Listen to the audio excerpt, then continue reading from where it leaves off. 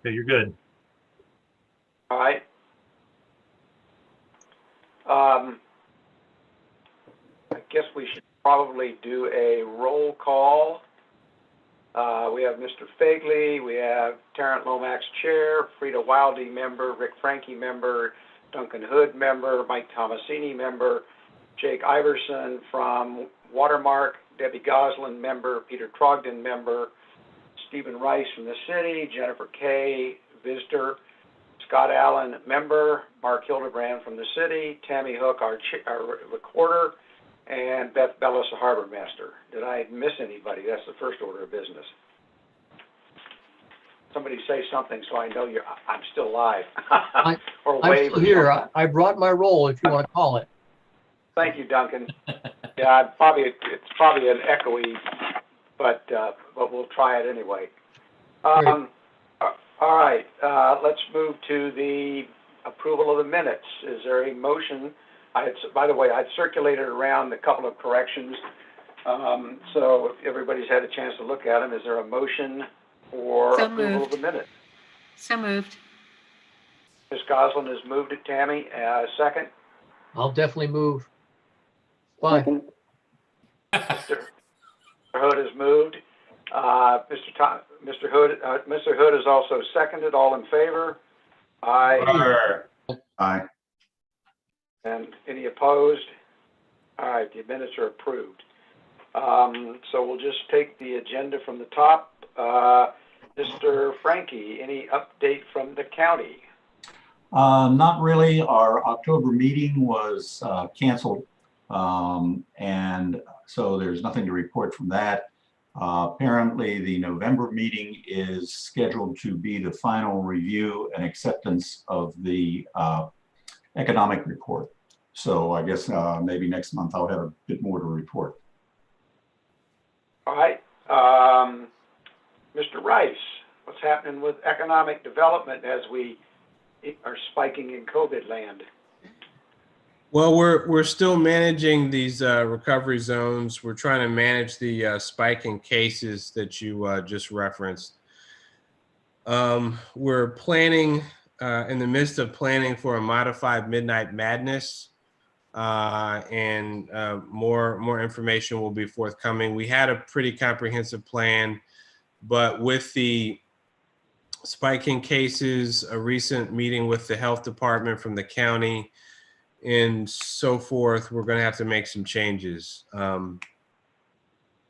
We're also preparing for the kickoff of the Maritime Task Force, and trying to get some good information on the economic impact of the maritime community on the city of Annapolis. If anyone has some good data that they could send me, I would definitely appreciate it.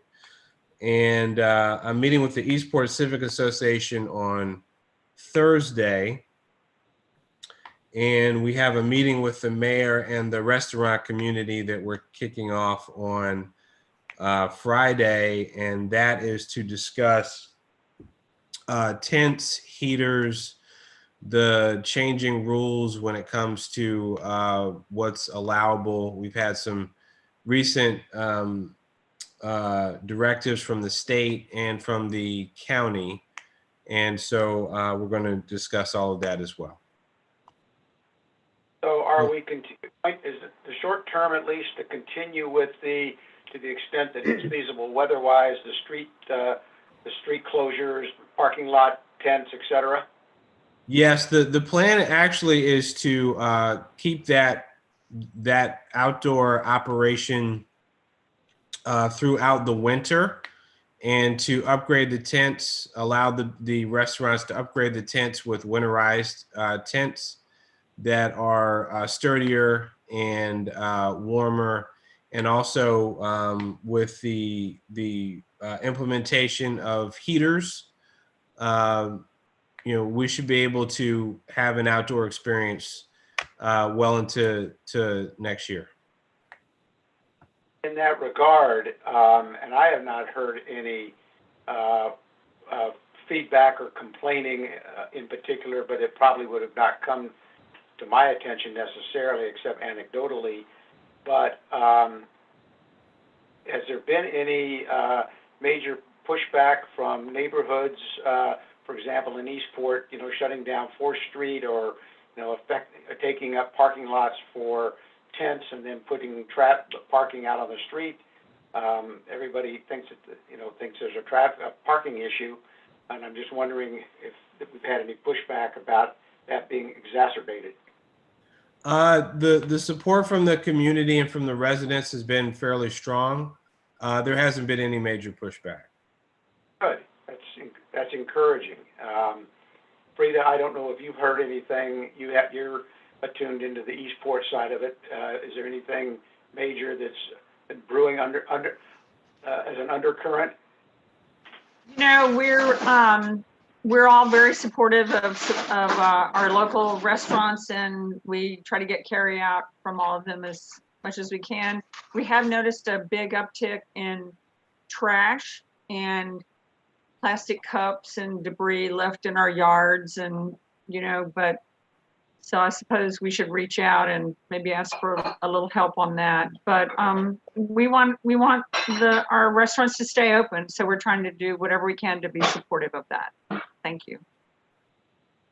Back to Mr. Rice for a minute. Did that then may bring up the question of the next time you have a meeting, whether or not there are some temporary trash cans and things like that that could be put on corners, within that first half block or so of various indoor-outdoor establishments. Yeah, I'll definitely look into that. Okay.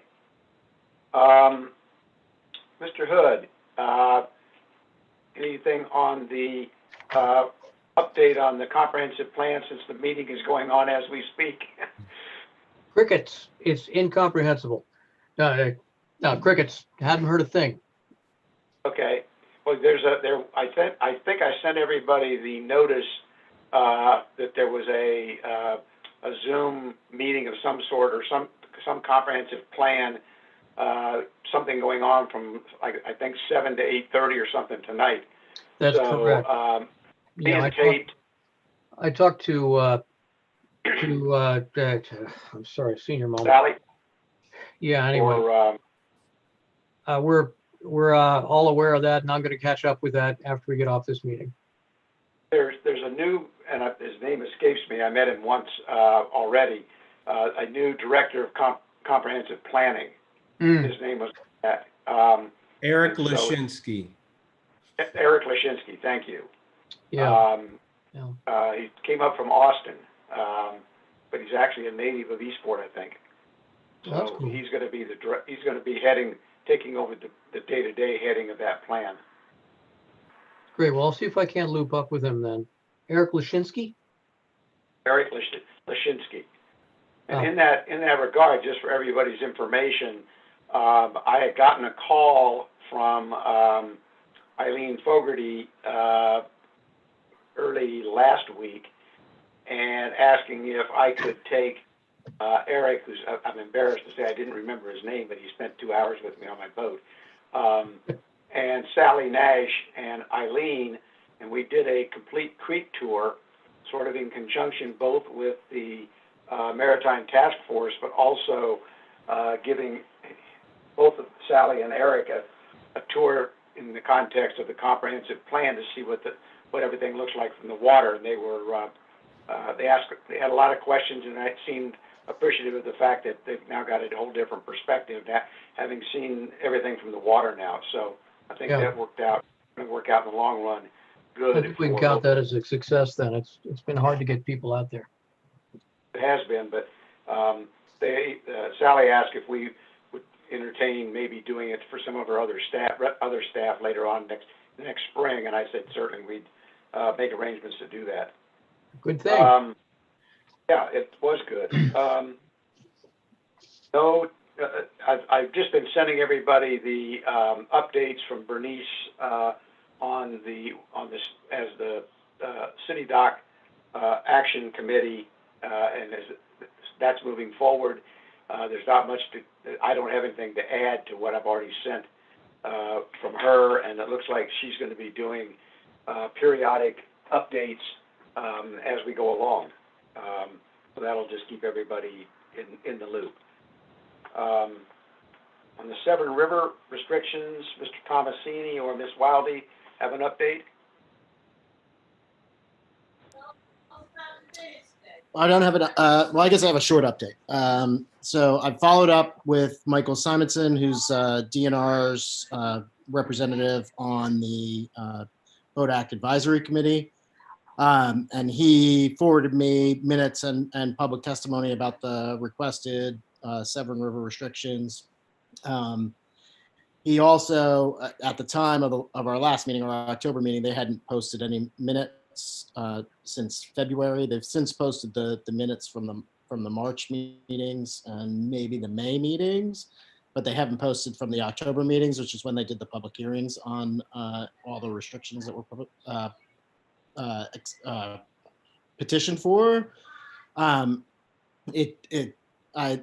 then went to clarify with Mr. Simonson, and I haven't heard back about whether or not, if the Naval Academy's petition fails, does that then preclude another petition from being submitted for the same area, even though the restriction is different? And I haven't heard a response yet. But generally, they consider things in 3-year intervals. So, Hey, Duncan? Mike? Yeah. I was out about a week ago and I saw a buoy off of Navy Point, which said something like proposed speed zone restriction or something like that. Are there more buoys than that, or is that the only one we got there? That's the only one I've seen. It's been there since May or June. Wow. Yeah. Okay. Thanks. Yeah, so that's where you are. I'm not sure if a different petition requests a different zone within the same area to be included. Do they throw it out and make you wait the 3 years, or if they allow you to put in a slightly modified version? I'm not sure. So when I hear back, I'll let everybody know. Mike, are any of those hearings on Zoom, or how are they occurring? I didn't get any notice on it. I'm guessing because I wasn't the petitioner, because it's the Naval Academy who petitioned for this specific regulation. If you go to the Maryland Boat Act Advisory Committee page, they do list upcoming meetings. There wasn't a ton of public commentary. So the email I got from Michael Simonson was that there was one public comment submitted, basically trying to poke holes in the recommendation that was made. But other than that, it didn't appear that they had very much public comment on the Naval Academy request. All right, anybody else on that topic? I have, on the NDZ application, I have nothing, I've heard nothing further. Debbie, you might have, I have not. The comment period is now closed. I know that. I think it was October 23rd, right around in there, that the comment period was closed. But that's all I've Those got. are the comments at the state level? Yes, yes, the DNR. I take it we haven't seen any published comments yet from them? I haven't seen anything published, no. I haven't gone to look either. All right, turning to the 01520, which is the Maritime Task Force, there is apparently the full committee members, the task force members have been invited, and the ones that have accepted, and there is a welcome meeting. I believe it'll be a Zoom meeting. I have to believe it'll be a Zoom meeting on Friday at 1:30, anticipated to last until 3:30. I assume, Mr. Rice, you will be there, since you mentioned that. I think the mayor will probably participate and provide some welcome comments, and then turn it over to Dr. Nash and Eileen Fogarty to sort of kick it off and get it.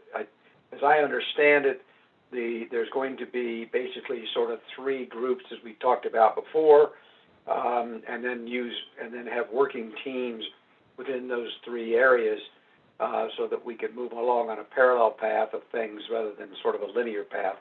But we'll just have to wait and see if there are minutes or anything that come out, or if that meeting allows for non-participant, listening to it. If there's a Zoom link for that, I'll send that along to everybody so that we get, everybody can, if you want to spend Friday afternoon for a couple hours listening to it, you can, or you can make background noise anyway. But I'll send that along if and when I get it. I expect, excuse me, I expect I won't get it before Thursday afternoon. Typically, they come out only a day or so ahead of time. So just stay tuned on that. And we are rolling right through this. We're all going to get to have dinner tonight. Charter doc policy statement. I saw comments, Debbie, from you back and forth with Ashley about trying to come up with the definition of the commercial activity and across the board with other definitions in the code. And maybe Ashley, you or Beth can fill us in on where we are with that aspect of it, and then the overall where we are with the charter doc reservation policy. So I think I sent, might be last week, the most updated version, I think just to you, Debbie, and Beth. If not, I'll resend it to take into account Debbie's concerns about the definition of commercial being too broad at the charter doc, and also cleaning up the references to the cycle time. So if you didn't receive that, let me know. I'll resend it. And then once I get sort of your blessing on it, I will get it finalized into PDF form. And then we have to post it and go through the whole approval process, whatever the current code approval process is for new rules and regulations. Ashley, I have not seen a response from my last email to you. So if you could Okay. resend it, that would be great. Thanks. I will check on that. I probably meant to do it, and it's probably sitting in my draft folder somewhere. Never happens to me. I know you copied me on the first go round. If you just copy me on the second go round, then I'll have a copy also. That'd be great. And I did share it with Jen also before I responded to Ashley. So she contributed and participated in that. Yeah, you're welcome to share it with whoever. We want to do a comprehensive view. So I will check on that, and I think we're getting close on getting all of the Harbor Masters forms updated and ready for official adoption and approval. So fingers crossed. Thank you. And in that regard, Beth, I had, when I was taking Dr. Nash and Eric Lashinsky around last Thursday, I did notice that the transient slips were remarkably full even for a weekday. Is that pattern holding? I mean, the weather's been nice, so it's not totally surprising, but it was nice to see that in November. So 2 things. So we're on track to make more money than we've ever made since I've been there. So that's great. And the other thing is that winter storage, we've turned many people away. Wow. So a lot of what you see is winter storage, which is not a ton of income, but it looks nice and it's good. But also reservations are packed and we're constantly turning people away, which is kind of sad because weekends I would love to have more dock space. Yeah. I guess we probably all would, but short of extending it out into the harbor and taking up moorings, we're not going to get that. Mooring income is off the hook right now. I'm sorry? Mooring income is incredible. It's the best mooring income we've ever had, probably in the history of the Harbor Master's office. And They're that's bringing their own dinghies. Well, when they get turned away from the docks, sometimes I'm filling moorings 3 and 5 times a day. So that's 35 Wow. times 4 as opposed to 35 times 1. And so that's an amazing amount of income. Times 76 moorings. That's crazy, Beth. It's Are, crazy. are they still running the water taxis? Thankfully, Debbie is still running the water taxi. Well, last weekend was our last weekend. We didn't operate Sunday because it was blowing so hard, and we're putting the boats to bed now. It's just getting too cold, and Yeah. and even though there were boats out there on the moorings, a lot of them brought their own dinghies, and we lost money. We can't keep doing that, even in a good year. Yeah. I think the lights are ready to be switched off, but it has been a good, very good year for government for boats. Yeah. Beth, Jen, Beth. you had a comment? I just wanted to add that the Pusser's dock that we run has been closed, and that they're not supposed to be allowing any dockers. So that's all been closed. I know that they're having a hard time police that, as well as dealing with their own, restaurant and everybody trying to come in and stand up and get served and all that other stuff. But they're trying to do the best they can. But just don't tell people that we've got dock space, because we don't there. No, we've told them. We see the signs. Perfect. All right, Duncan, were you wanted to say something? Or were you? No, Terry, yeah, I'm not. Go ahead. Okay. Well, that gets us up to new business rather early tonight. How about that?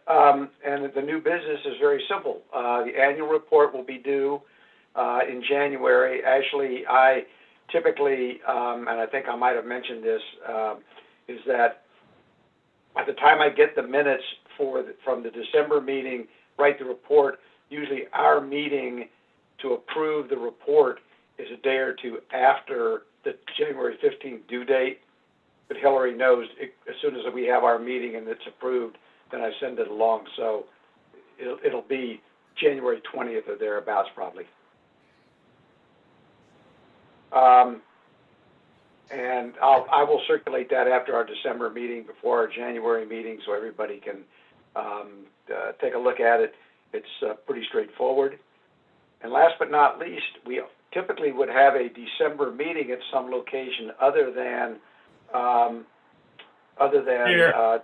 Buxton. But we will be doing this, I am pretty sure, the same way we're doing it now. So if you feel free to treat this as being off premises, as Mr. Fegley has already done, and bring whatever good cheer you wish to bring in a Go Cup or whatever, please do so. I will not be providing. Concurs. I will not provide anything to eat, although I may hold up things that I am eating, just to make everybody feel bad. But we will do this. This will be our December. I'm sure will be a virtual meeting, and I will just start and go around the room as it is on my screen and ask Andy anything else, comment, questions. I wanted to ask Beth about water rescues on Sunday.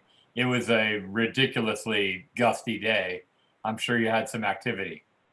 I'm so glad you asked, because I didn't want to brag about my team. They did an amazing job.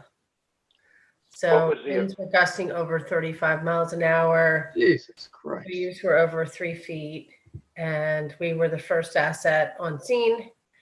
Our biggest hurdle was we still never have comms with fire or police.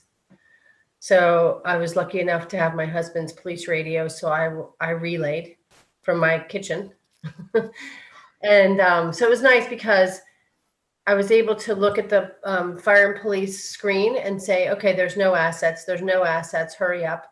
Okay, go north, go north, go north. And Tyler did a really good job.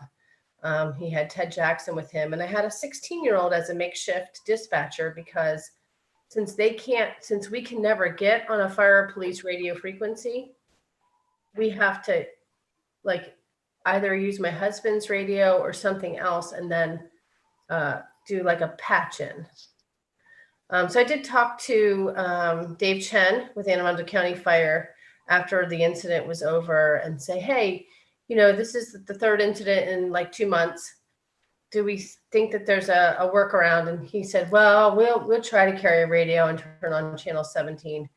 Or we can also get Tyler's cell phone number, which was not really the answer I was hoping for, because I don't know about you, but I can't pull someone out of the water while I'm on my cell phone.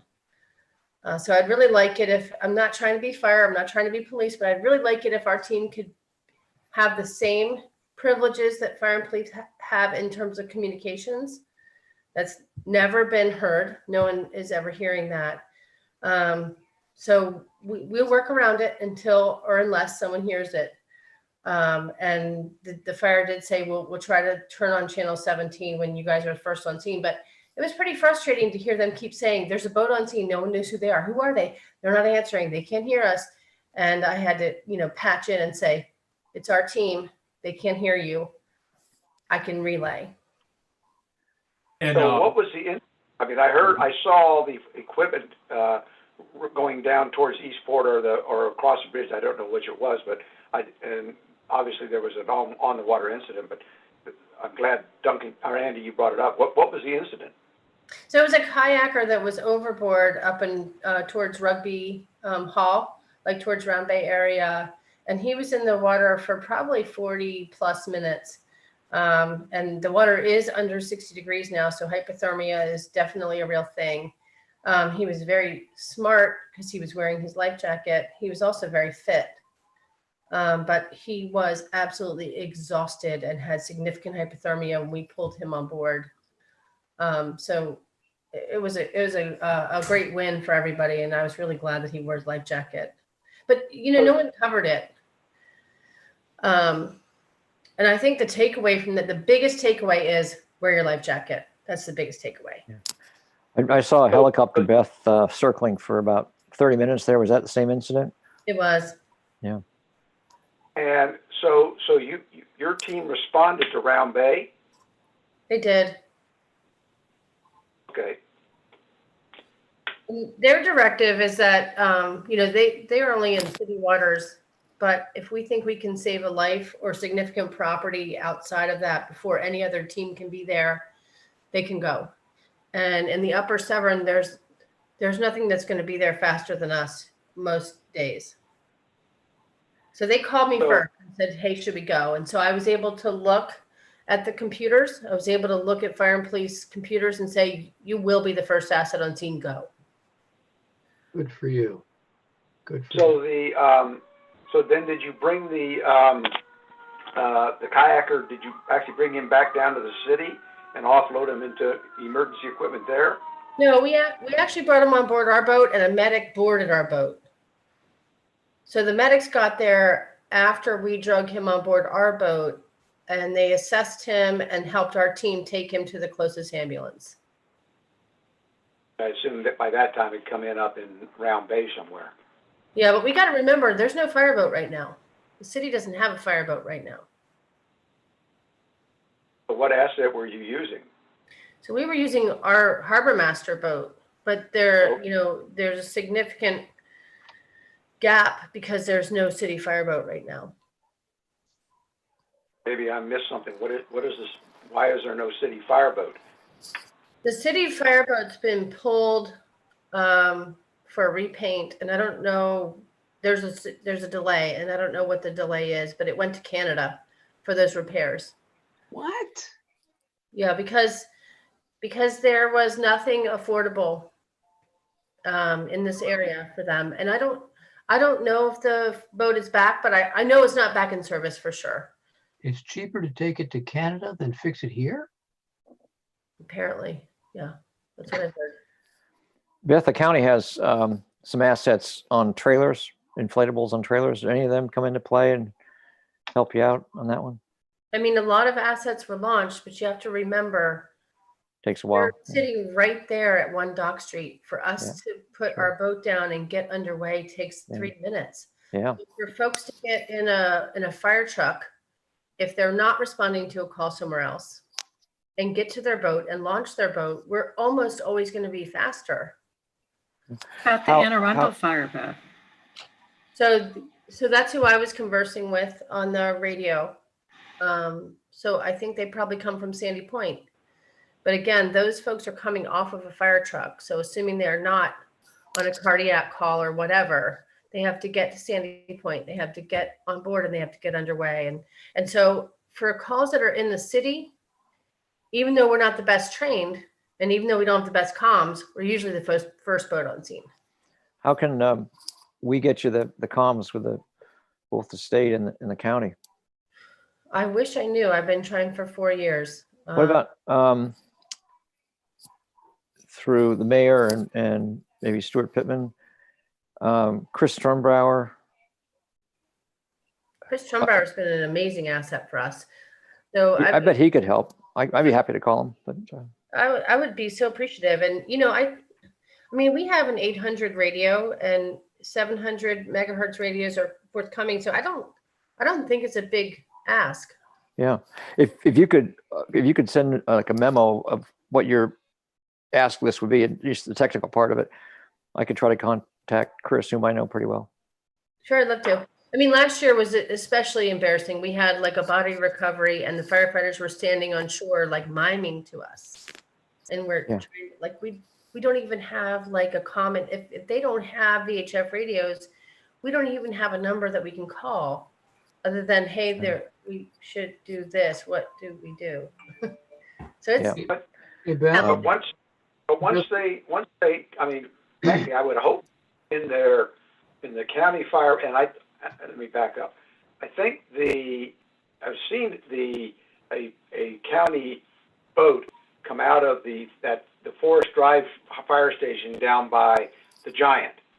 So I don't know if I've seen that too or not. But I think it's kept there.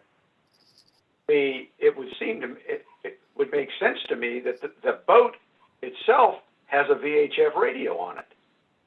they do, but these folks are 911 trained. So they tend to follow everything that 911 covers. So the only reason we knew about this call is because we were lucky enough for it to come over VHF 16. So literally 9 times out of 10, if a call for service comes through 911, which it usually does, we don't get that call. It takes there's a really long lead time for that to get to Coast Guard. So if something bad is happening to your family member, you call 911, right? So 911 activates those fire and police assets. They don't call Coast Guard. That's like way down their chain of calls. And so we get the call. And even if it's an on the water incident. Again? I said, even if it's an on the water incident, Coast Guard is still down the pecking order? They're way down the pecking order because Fishing Creek takes a long time to activate and get around Thomas Point. It takes a really long time. And, you know, our county used to using the 911 thing. So Coast Guard's on the list, but it's pretty far down. And once Coast Guard gets activated and then they get a dispatcher to do the pon or the Mayday, it takes a long time. So most times we're getting our calls through an app called Pulse, which I don't have, but some of my employees have. And so they'll say, hey, like I see like there's a person in the water out at Horn Point. And, you know, oftentimes I'll call my husband and say, hey, can you look at your 911 screen and tell me what you see? But we don't have any ready access to significant information with regards. It's pretty slow. It's a good 20 minutes in, and we are the almost 9 times out of 10, we're the fastest asset to get there. Yeah. Well, send me a note and I'll try to get a hold of Chris, what exactly you would like to have. Thanks, Scott. Okay. Yeah, thanks, Scott. And just keep the board in the loop as to if you need any more help from us, that too. But it's just crazy that we can't have interagency communication. It's real time. You'd think. Yeah. Good thing. Frida, you're next up. Whoa. Anything else? Hang on, Duncan. I'm going to get to you. All right. It's all good. Nothing for the group. Thank you. Rick? Really don't have anything, but I assume everybody is aware of the fact that the Eastport Yacht Club Lights Parade has been canceled officially today. I got notified. Thank you. I was under the assumption it was going on in some limited amount, but, and I had not heard that today. I guess they just made that decision. Yeah, Tom Stalder was actually supposed to be on my radio show next week to talk about it. And he let me know, and he said basically the city has refused the permit for safety reasons. Mr. Hood, now it's your turn. Rick just stole my thunder. Boom! What can I say? Hey, Sorry Give us about some that. give us lightning instead. I like it. Hey, Beth, would you also include me on the email to Scott? I'm going to push this over to Rob Savage. Of course. Thank you. Mr. Tomasini. All clear. Mr. Iverson, welcome, and isn't this exciting? Very exciting. Thank you very much. Debbie. I was just wondering if we could get on the agenda for next time, perhaps an update on the Burtis house. I understand that it is now belongs to the city, and just what the plans are for that and for the dock in front of it. I can give you a kind of a quick update because I'm handling it. So the State Board of Public Works approved the sale about a week and a half ago. We are in the process of going through the deed transfer, but we have to do a Maryland Historical Trust preservation easement on it. DNR will also be getting some sort of easement on it related to partial pier use, but we haven't finalized that yet. After those easements get finalized, then we will close on the property. That might take a little bit of time because we have to do new surveys and property descriptions, which are all either kind of incomplete or out of date. Once we will be able to figure out what the city can do with it more once those easements and the deed get finalized. Actually, in that regard, you mentioned that something about partial DNR use. Yeah, part of the deal, because they're not charging us for it, we're getting it at no cost, but part of that deal is that they are requiring us to give them an easement that will allow them to use and or access the pier for certain uses during certain times of the year, but those are still being ironed out. What about the area where the DNR boats now are on that line of 4 pilings that theoretically is to somehow help keep the icebreaker there if and when the icebreaker ever shows up? Yeah, that I think might be part of it as well. One of the that, and I don't know how much control you may or may not have about it, but those 4 pilings that are sort of sit out in the middle of that section there are a real obstruction for any sort of meaningful good use of either the street end landing or that side of the Burtis Pier. So to the extent that they could make some accommodation that at least would get rid of those pilings, it would certainly free up that slipway there to make it much more accessible for a dinghy landing up at the end of Prince George Street there. So I could add 2 things to that, if I may. I've applied for a $250,000 grant to reconfigure all those docks and make them floating docks. There are 5 different plans for all different reasons. And I can also tell you the icebreaker prefers to be on Susan Campbell where she can access that 100 amp service. I can also tell you where the police boats are. I have heard, and I believe it to be true, that particular piece of property that's actually touching the Naval Academy property, I believe did belong and still belongs to the city of Annapolis. So I'm sure that they'll want to keep another police boat there, or maybe 2, but there's big plans to reconfigure that entire area for all different use. Okay, And I just pointed out because in one of the tours we've given, I've gone in there, and even with a 20-foot boat, it's a little dicey to dodge around all those 4 pilings that just sit there doing nothing for 2 or 3 years at a time. Yeah, they need to come out. I agree. I will Great. add it to my list. Like I said, they haven't finalized exactly what they want as of yet, what their demands are. But as we get closer, I will give you guys an update. Great. And I think Beth knows exactly what I'm talking about. It sounds like she's on board with what the issue is. So I think just talk to her about, as it goes forward, is see what we can do about that. Yeah, those were put in for Governor Schaefer's yacht, and for sure they're not useful as far as I can tell for anything that we do now. Well, they were when we had the meeting in the mayor's office early on about Burtis House, and I don't remember if you were there or not. When I mentioned those pilings, I thought somebody was going to draw a gun on me because they insisted those pilings had to be there for the for the icebreaker. So weird, because the icebreaker would way prefer to be at the side of Susan Campbell where she can access the 100 amp service. I just then shut my mouth and filed it away for future reference. Yeah, that's all right. I don't see that. Goslin. Another question on that. Who is developing the plans for the layout of those floating docks, and what's the plan for their use? Is this part of the city dock plan or what?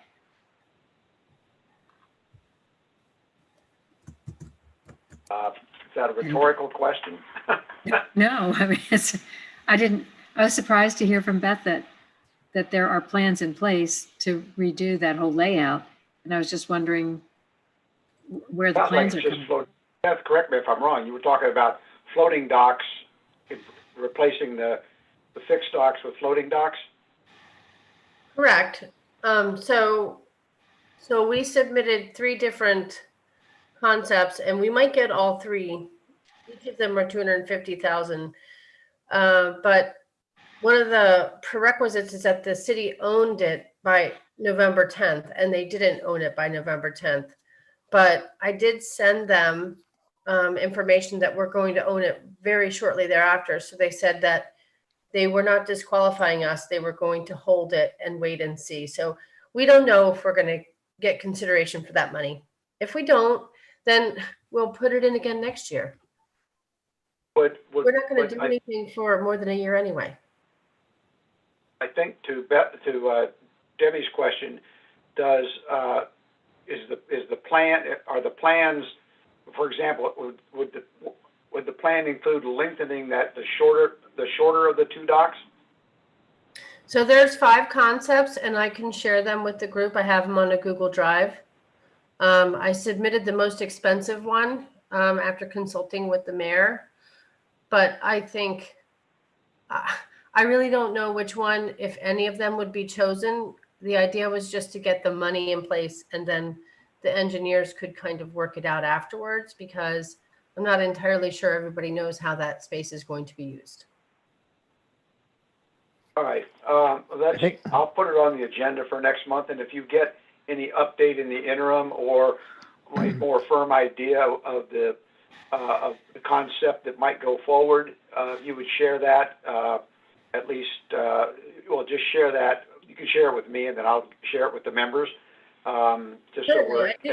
I would add the caveat that I think we have probably less than 50% chance of being considered, given that we don't actually have settlement yet.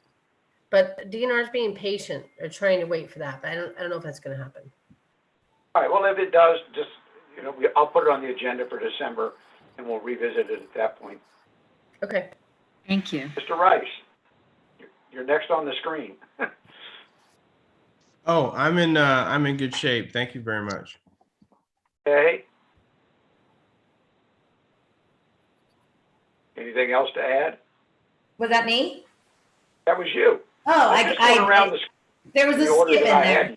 I don't want to make the night longer, but I do have a question, and I'm sorry. I just am kind of new to all this stuff, and I was just curious what the difference is between the Maritime Advisory Board, the Maritime Task Force, and the City Dock Action Committee, and what does each one of them do? We'll start with the Maritime Advisory Board. If you go to the city code, and I don't remember the exact section, you'll see that the Maritime Advisory Board is a statutory board with the in the code, and we are to provide advice and recommendations to the mayor and city council and departments on matters affecting the maritime industry. That's about as broad as it gets. So it's just kind of a broad advisory, recommending and advisory review board.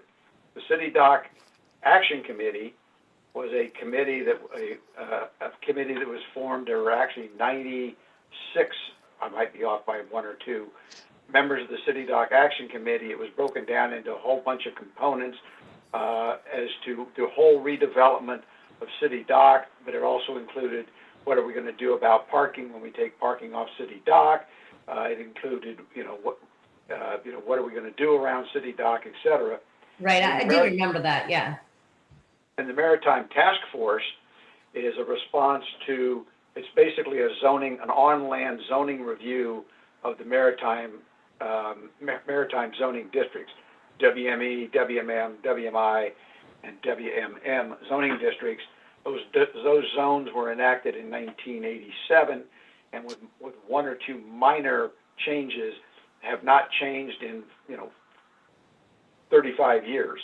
And the industry has changed, and it's to look at that aspect of the zoning code. That's its primary purpose, to look at those aspects of the zoning code and see what can be done to level the playing field among all the zones. What tweaks or changes need to be made. There's also a component about looking at water access within the city. That's sort of an adjunct to what it started out to be.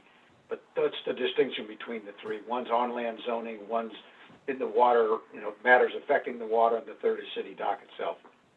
That's super helpful. Thank you. I'm sorry. I just wanted to get the info. It's like playing whack-a-mole. Mr. Woodward. I have no further questions. I'm impressed that you're able to keep up with the ever-changing landscape of faces on this meeting. I'm being entertained by it. Mr. Al, that's a beauty. That's a beauty of having it in not presenter view, but whatever view I'm in, is that everybody's face is there, or at least a name. Mr. Allen. We can't see you, Terry. I don't know whether I'm not doing something. I don't. And maybe it'll. No, it doesn't let me do the I was having trouble with my microphone, and so I'm on my phone. So, Mr. Allen, you're on mute. No comment. Mr. Trogdon. I accidentally muted mine. Sorry. Yeah. I have no questions. Thank you. Right. Scott, did you have anything else? Yeah, I think it's terrible that Beth hasn't been in on the communications with what's going on. So I hope that gets sorted out, and I'll be happy to help. The other thing is those pilings that the state has always been reticent, my experience in the last 10 or 15 years, to let those pilings go, which I guess is for the widener. But hopefully they'll let those go, and the city can get those out of there, because it certainly does mess up that basin. Mr. Tomasini. All clear. Mr. Rice, I already somehow or another you're moving around on the screen. You get two bites at the apple if you want it. Ms. Leonard.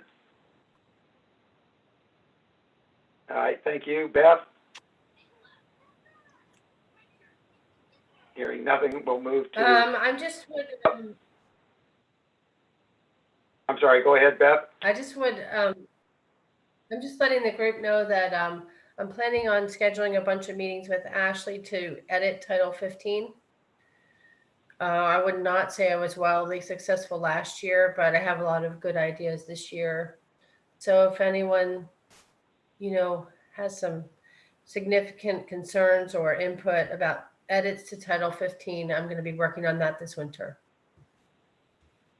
As you move forward with, drafts, I guess, just, provide us a copy, and it's kind of like what we did earlier about, that, we'll provide input, as we think necessary. I mean, I think eventually the legislation would come to the committee anyway, or to the board. But anything that we can do ahead of time, to ease the path, once it gets into formal legislation, would probably save time and effort later on. Yes, thank you. All right. Thank you, Mr. Hildebrand. Thank you, Tammy. I think that will conclude it, and I'll let Mr. Hildebrand do whatever he needs to do to